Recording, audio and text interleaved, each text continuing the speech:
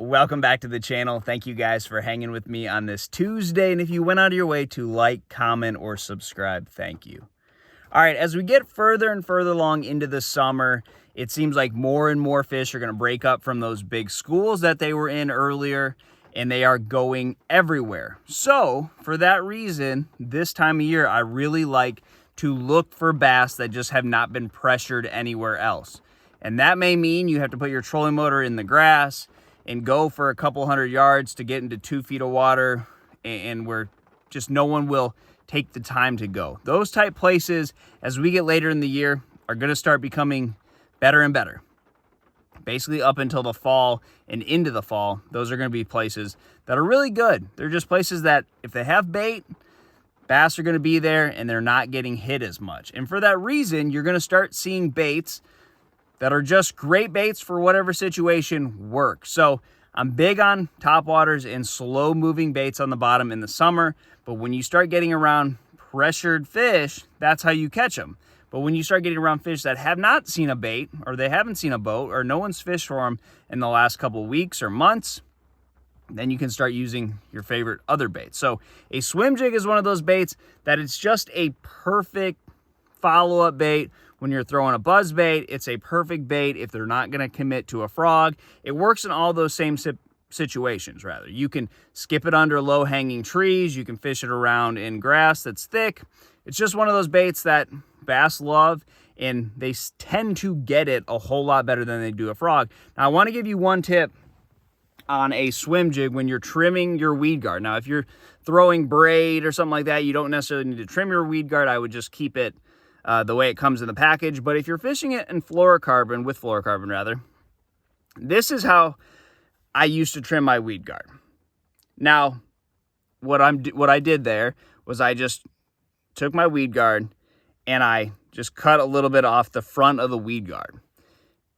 That's not correct, because what you're doing there is you're taking the front part of the weed guard, which is going to be the first part to hit the fish's mouth, and it's also going to be the first part to hit the weeds, and you've made it completely redundant. It has absolutely no purpose. It's not going to help accomplish either of those things.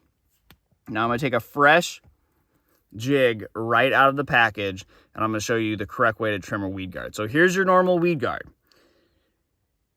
Instead of trimming the front, which again is the first part to hit the fish's mouth and the first part to hit the weeds, take the back of the weed guard and trim that.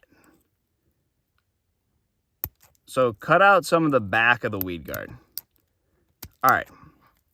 Now you've thinned out that weed guard a little bit, okay?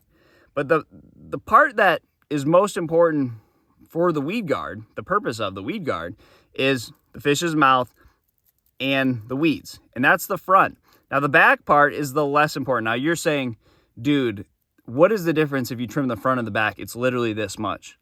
Well, that's how far you got to drive the hook home in the fish. I mean, there's the point of the hook and there's the barb.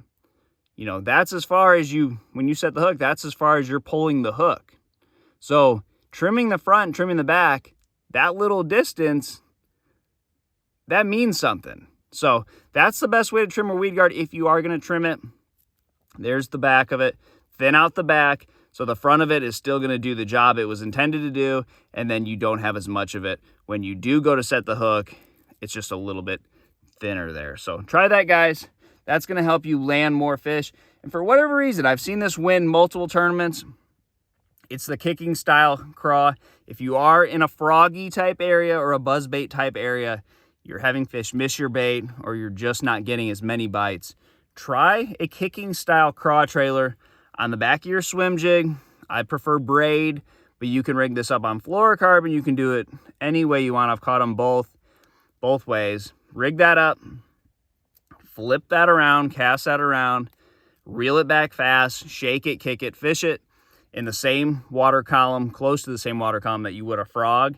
And I've seen that win Toyota Series on Wheeler Lake that I was fishing. It just won a BFL last weekend on Neely Henry. So if you have that perfect situation for a frog, but you're just not getting enough bites or the right bites, always have a swim jig tied on in those situations. It's a tournament winner late in the summer. So try that, guys. Good luck to you, and I'll see you on the water.